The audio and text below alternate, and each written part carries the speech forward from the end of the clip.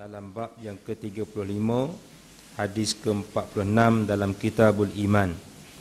Masih lagi dalam Kitabul Iman, bab ittiba'ul janais minal iman. Bab ittiba'ul janais minal iman. Bab mengiringi jenazah-jenazah ke perkuburan itu sebahagian daripada iman. Bab mengiringi jenazah ke perkuburan itu sebahagian daripada iman. Masih lagi dalam penjelasan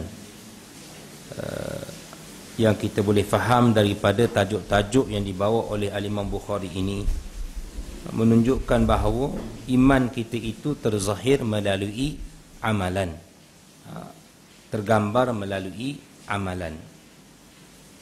Qala haddatsana Ahmad bin Abdullah ibn Ali al-Manjufi qala haddatsana Rauhun qala haddatsana Aufun anil Hasan wa Muhammadin an Abi Hurairah anna Rasulullah sallallahu alaihi wasallam qala man ittaba'a janazata muslim imanan wa ihtisaban wa kana ma'ahu hatta yusalla 'alaiha wa yafrugu min dafniha fa innahu yarji'u min al-ajri bi qiratain kullu qiratin mislu uhudin wa man salla 'alaiha summa raja'a qabla an tudfan fa innahu yarji'u bi qiratin taba'ahu Uthman al-Muazzin.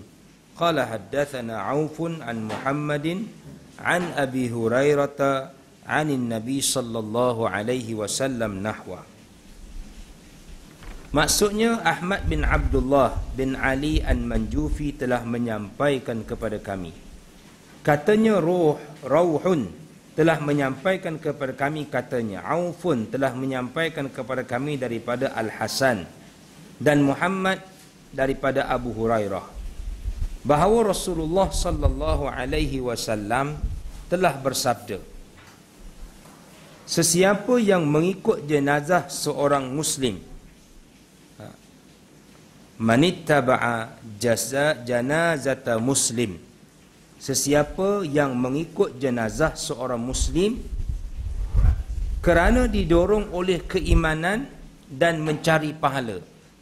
Setengah terjemah kerana benar-benar keikhlasannya. Wahtisaban itu, ihtisaban itu benar-benar keikhlasan dia nak mendapatkan ganjaran pahala daripada Allah Subhanahu wa taala, sedangkan dia berada bersama jenazah hingga menyembahyangkannya dan mengkebumikannya. Ini kelebihan dia.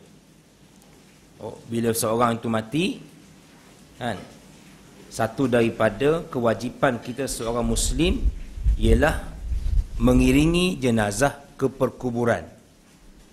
Kan, ada 6 yang disebut dalam hadis Nabi sallallahu alaihi wasallam.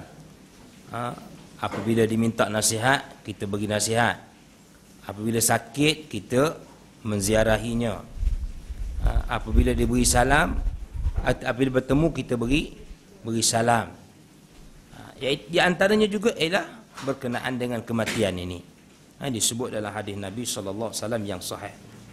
Jadi bukan sahaja Nabi sebut kewajipan itu, malah Nabi gambarkan dalam hadis ini dengan ganjaran yang besar. Maka kata Nabi, maka sesungguhnya orang yang tadi berada bersama jenazah, menyembahyangkan jenazah, mengkebumikan jenazah, tanggungjawab terhadap orang yang meninggal ni, ataupun tanggungjawab orang yang hidup terhadap jenazah ada 4. Memandikan, mengkafankan, menyembahyangkan dan mengkebumikan. Itu tanggungjawab dia. Memandikan, mengkafankan, menyembahyangkan dan mengkebumikan. Daripada 4 perkara itu, dia disimpulkan dalam 2 perkara, iaitu menyembahyangkannya dan mengkebumikannya. Maka sesungguhnya dia akan pulang membawa pahala 2 qirat. Setiap qirat besarnya seperti bukit Uhud, dan sesiapa yang menyembahyangkan jenazah itu kemudian dia pulang sebelum dikebumikannya, ada hal lain kot, dia sekat boleh semayang je, maka dia akan pulang membawa pahala 1 qirat. Osman Al-Muadzin telah mengikut katanya Auf telah menyampaikan kepada kami daripada Muhammad, daripada Abu Hurairah, daripada Nabi sallallahu alaihi wasallam dengan maknanya. Hadis ini juga ada kaitan sebagaimana kita sebut tadi, ialah gambaran bahawa seorang yang beriman kepada Allah Subhanahu wa taala itu bila berlakunya sesuatu kematian, dia ambil cakna, dia ambil hal dengan kematian tersebut. Dan kita lihat bagaimana Rasulullah sallallahu alaihi wasallam memberi galakan yang besar. Tambahan pula kita lihat hari ini gambaran sebenarnya kemuliaan seseorang itulah pada kematian dia. Disebut dalam hadis Nabi sallallahu alaihi wasallam yang lain, al-a'malu bil khawatim. Amalan-amalan seseorang itu dinilai pada penghujung dia. Macam mana dia menghabiskan hidup dia, kesudahan hidup dia. Sebab itulah kita orang Islam bila berlaku ataupun kematian ini satu benda yang sangat besar bagi kita. Bukan sahaja ianya sesuatu yang menentukan, selepas daripada itu malah Rasulullah SAW memberi galakan untuk kita memberi keutamaan kepadanya. Nabi sebut mendapat pahala 2 qirat. Digambarkan dengan qirat itu adalah bukit Uhud. Tuan-tuan biasa pergi Mekah, pergi Madinah, pergi buat umrah, boleh gambarkan macam mana betapa besarnya bukit Uhud. Tuan-tuan agak berapa kilometer panjang bukit Uhud tu? Ada pernah tanya ustaz-ustaz, tuan-tuan biasa pergi umrah lah, tak pernah tanya berapa kilometer agaknya bukit Uhud tu, yang Khalid Al-Walid boleh pusing tu masa berlakunya perang Uhud tu? Bukan 8 kilometer ke tuan-tuan? Cuba cek balik. 7 ke 8? Tu cek balik, Google semula lah, maklumat saya dapat. Jadi tuan-tuan bayang, dan memang Rasulullah banyak buat perumpamaan dengan bukit Uhud ni. Satu ketika dalam hadis yang lain Nabi kata, hadza jabalun yuhibbuna wa nuhibbuh. Ini bukit yang mencintai kita, kita mencintai dia. Oleh kerana di situ berlakunya syahidnya 70 orang sahabat besar Nabi sallallahu alaihi wasallam, termasuklah pak saudara yang Nabi paling kasihi, Hamzah. Jadi memanglah bukit Uhud ini suatu tempat yang sangat ada sentimentalnya, kalau kita nak istilahkan begitu, pada Rasulullah SAW.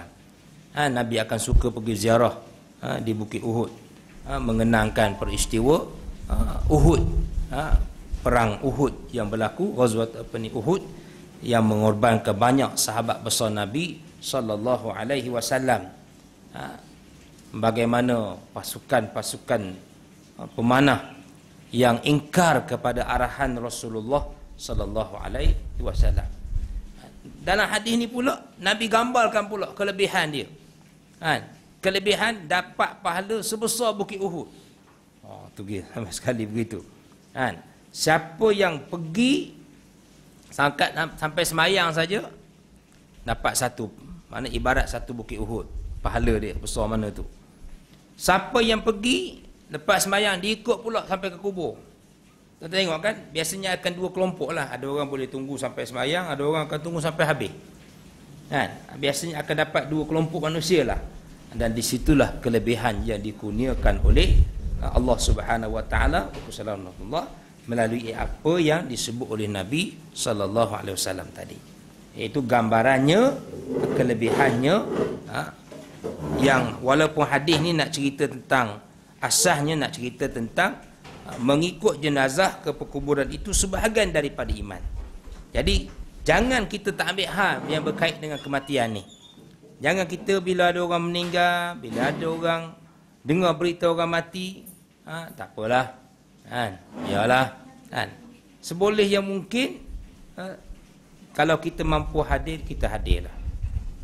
Seboleh yang mungkin kalau kita mampu tunggu sehingga akhir pengkebumian, tunggulah kalau boleh.